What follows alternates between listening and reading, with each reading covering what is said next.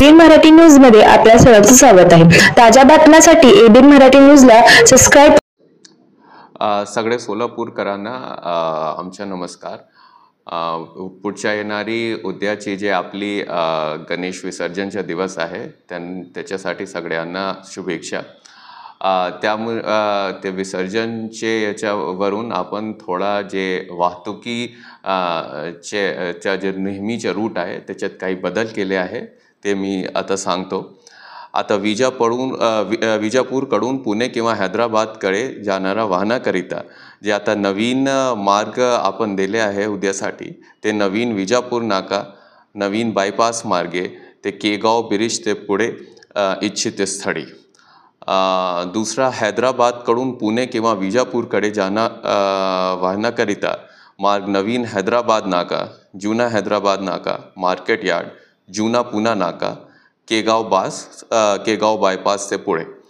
तिसरा विजापूर रोडने railway station व एसटी स्टँड करिता पर्यायी मार्ग ते नवीन जे मार्ग आहे विजापूर नाका, ITI पोलीस चौकी, निर्मिती विहार, लियमवाडी चौक, सलगर वस्ती पोस्टे समोर, सलगर वाडी, नागोबा मंदिर ते पुढे जाणारा रस्ता।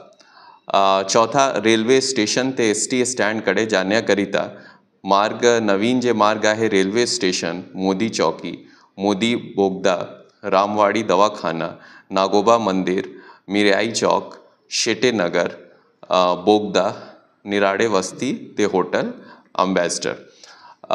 पाचवा सोलापूर व जुळे सोलापूर शहरात येणाऱ्या चारचाकी प्रवासी वाहनाकरिता जे नवीन मार्ग आहे जुना पुणा नाका, जुना तुळजापूर नाका, जुना बोरमणी नाका, अशोक चौक मार्गे शहरात येणारा हा मार्ग। बार्शी सोलापूर रोड, बार्शीकडून येणारे वाहनाकरिता बार्शी रोड टोल नाका, खेड मार्गे, केगाव ब्रिज, पुणा रोड ते इच्छित स्थळी। शेवटची शहरात जड वाहतूक बंदी हे मिळवणूक संपेपर्यंत असेल। सदर बंदीमध्ये मार्केट यार्ड चौक, जुना बोरमणी नाका, शांती चौक, अक्कलकोट रोड हा मार्ग जड वाहतुकीस येण्या जाण्यास चालू राहतील।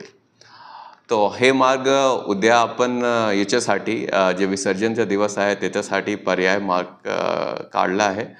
आमच्या सगळे सोलापूरकरिता हा निवेदन आहे की उद्या आपण शांतपणे जे आपला विसर्जन आहे ते पार पाडा। सगळे पोलीस डिपार्टमेंट, सगळं सोलापूर शहर पोलीस आपल्या सोबत आहे। कुठल्या प्रकारचे काही अडचण होणार नाही सगळ्यांना। ते एवढा आमचे आव्हान आहे। जय हिंद, जय महाराष्ट्र।